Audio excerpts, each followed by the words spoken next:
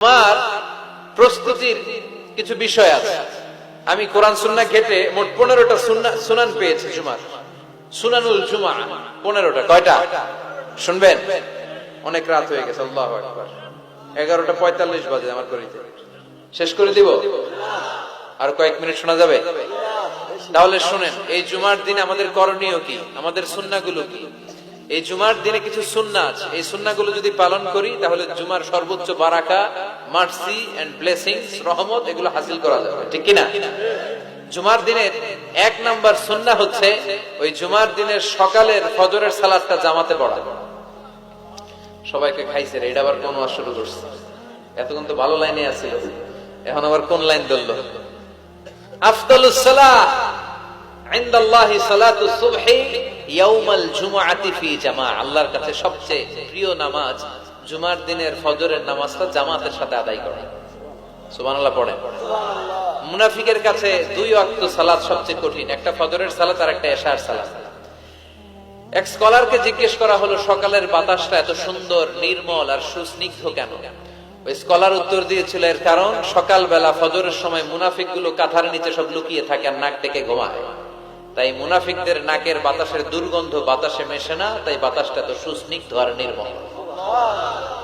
এজন্য সকালবেলা হচ্ছে আল্লাহ ওয়ালাদের আনাগোনা, আল্লাহর ওয়ালিদের আনাগোনা। মুনাফিকরা ওই টাইমে বেরোতে পারে না, ওরা থাকে কম্বলের নিচে, আছে না নাই? এজন্য জুমার দিনের প্রথম সুন্নাহ হচ্ছে ওই দিনের ফজর নামাজটা জামাতের সাথে পড়া যাবে, একটু চেষ্টা করা যাবে না? আচ্ছা, 2 নাম্বার জুমার দিনের সুন্নাত হচ্ছে সিওয়াক, মেসওয়াক করা। আসেনি আপনাদের? মাতফারাতুন লিল ফাম মারদাতুন লিররাব। বিষ্ণু ইসলাম বললেন এটা দিয়ে জিহ্বা পরিষ্কার হয়, দাঁত পরিষ্কার হয় আর আল্লাহর সন্তুষ্টি অর্জিত হয়। বিশ্বনবী জাইতুনের ডাল দিয়ে মেসওয়াক করতেন আর বলতেন নি'মা সিওয়াকি আয-যাইতুন ফাইন্নাহা সিওয়াকি ওয়া সিওয়াকুল আমবিয়া মিন ক্বাবলি। জাইতুনের ডাল কত সুন্দর মেসওয়াক হয়, কারণ এই ডাল দিয়ে আমিও যেমনি মেসওয়াক করি, আমার আগে লক্ষাধিক নবী এই জাইতুনের ডাল ভেঙে মেসওয়াক করেছেন। আবার বিশ্বনবী ইন্তেকালের আগে মেসওয়াক দিয়ে দাঁত পরিষ্কার করেছেন।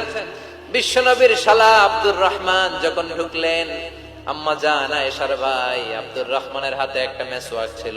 বিশ্বনবীর দেহটা এত দুর্বল, কথা বলতে পারেন না, শুধু 2টি চোখ দিয়ে ফেল ফেল করে মেসওয়াকের দিকে তাকিয়ে আছে। আম্মা জান আয়েশা বুঝলেন বিশ্বনবী মেসওয়াক করতে চান। বিশ্বনবীকে মেসওয়াকটা এনে নিজ দাঁত দিয়ে চিবিয়ে চিবিয়ে নরম করে বিশ্বনবীর হাতে দেয়া হলো। বিশ্বনবী মেসওয়াক করলেন। ইন্তেকালের আগে বিশ্বনবী যেই আমলটা করেছেন ওই আমলটা ছিল মেসওয়াক করার আমল।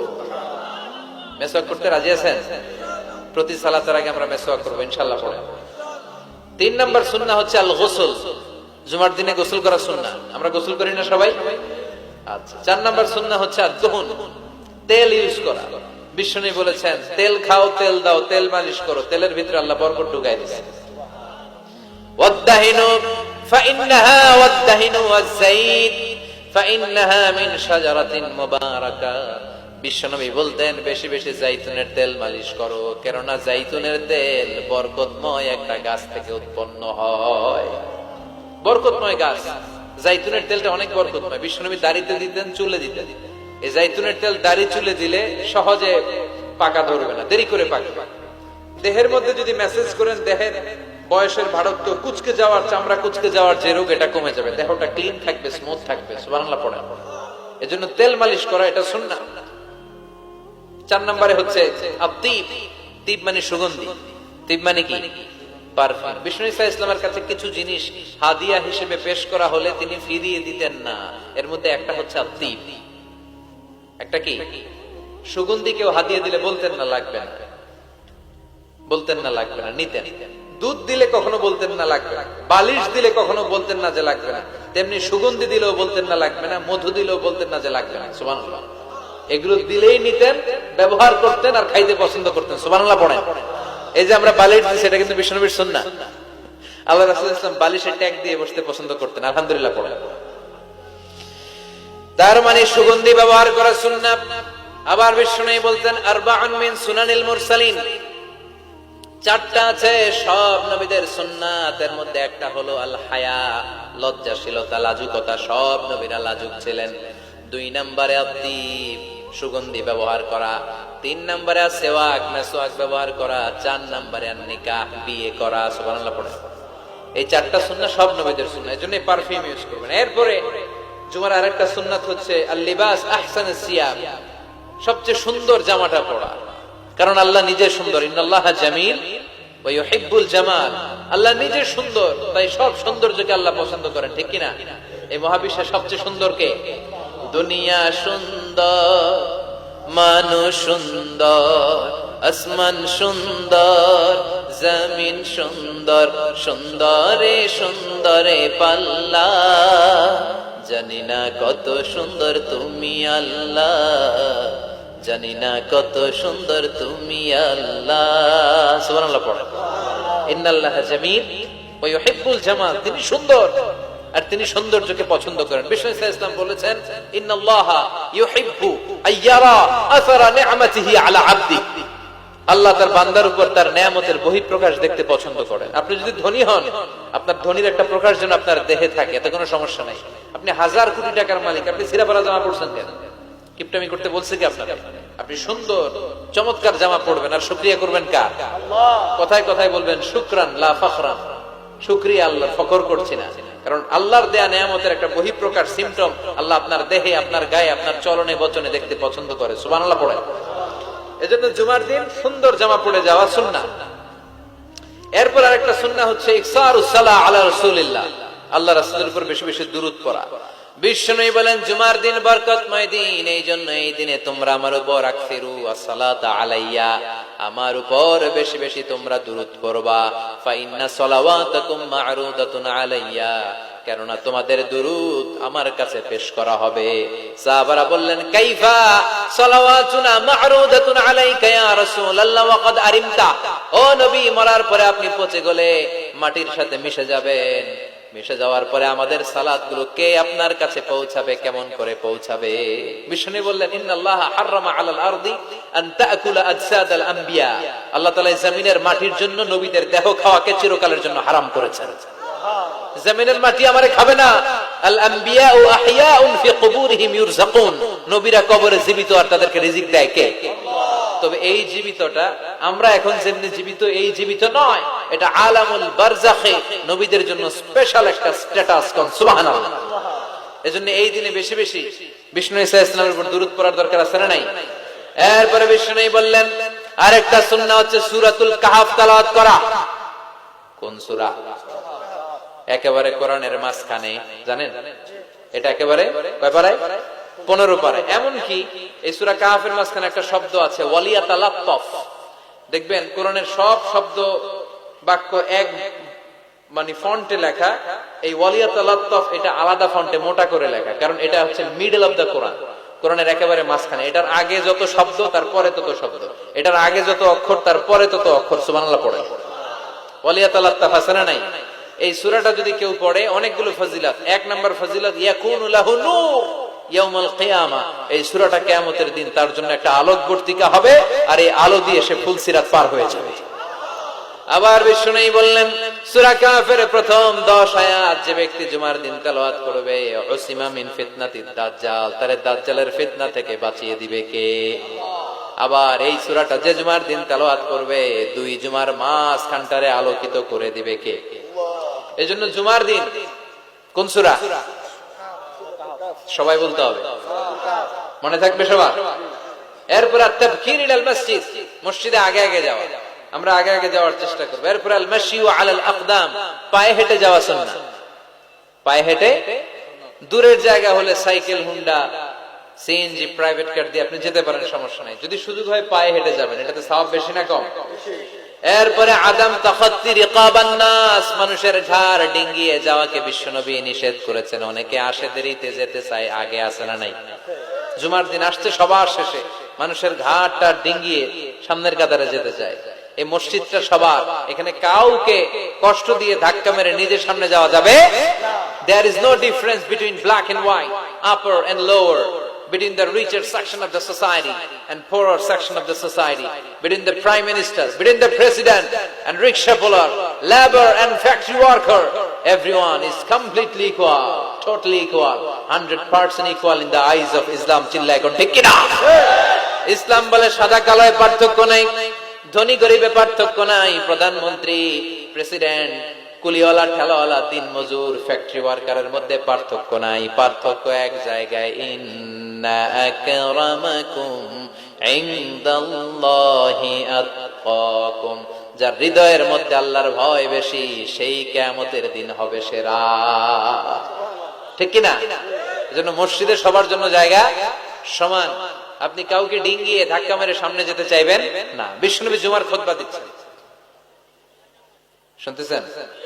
জুমার খুতবা দিচ্ছেন, তিনি দেখলেন পেছন থেকে একজন সব সাহাবীদেরকে ঘাট ডিঙ্গিয়ে আসতেছেন। বিশ্বনবী বলেন, এজলিস, বসো মিয়া, ফাকাদ আদাইতা ওয়া আনাইত। আসছো দেরি করে, আবার সবার কষ্ট দিচ্ছ, আসছো দেরি করে আর কষ্ট দিচ্ছে সবাইকে। এজলিস, যেখানেই জায়গা পেয়েছো ওখানেই বসে যাও। এজন্য গ্যাপ পেলে যেয়ে বসবেন, কিন্তু ধাক্কা ধাক্কি করে জায়গা নাই, অন্যজনের কষ্ট দেয়া যাবে।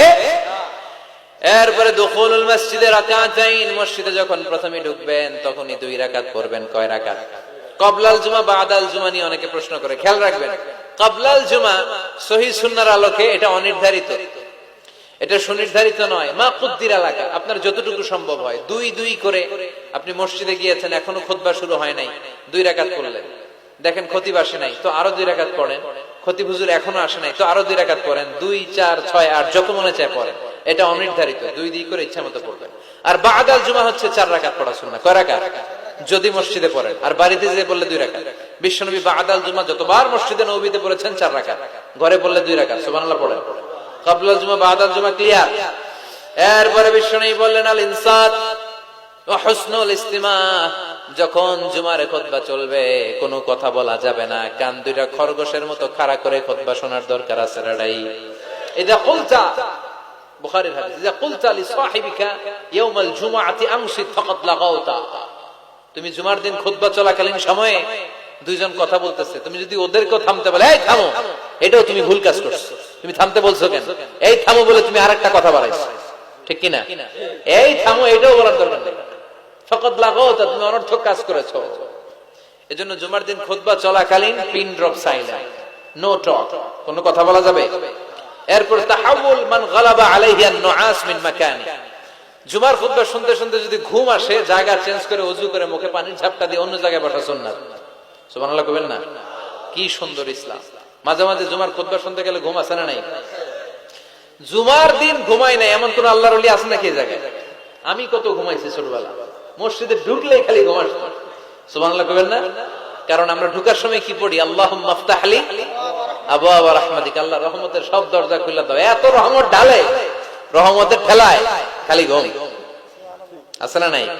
রহমতের বাড়ি ধারা ঝিরি ঝিরি যখন বর্ষিত হয় তখন আমাদের ঘুম চলে আসে। বিষ্ণু বলেছেন, যার ঘুম চলে আসে সে যেন জায়গাটা চেঞ্জ করে অন্য জায়গায় বসে, কিংবা মুখে পানির ঝাপটা দিয়ে আসে, কিংবা আবার যেন ওযু করে নাশাতা তার প্রাণবন্ত একটা হৃদয় নিয়ে খুতবা শোনা শুরু করে দেয়। সুবহানাল্লাহ পড়ে।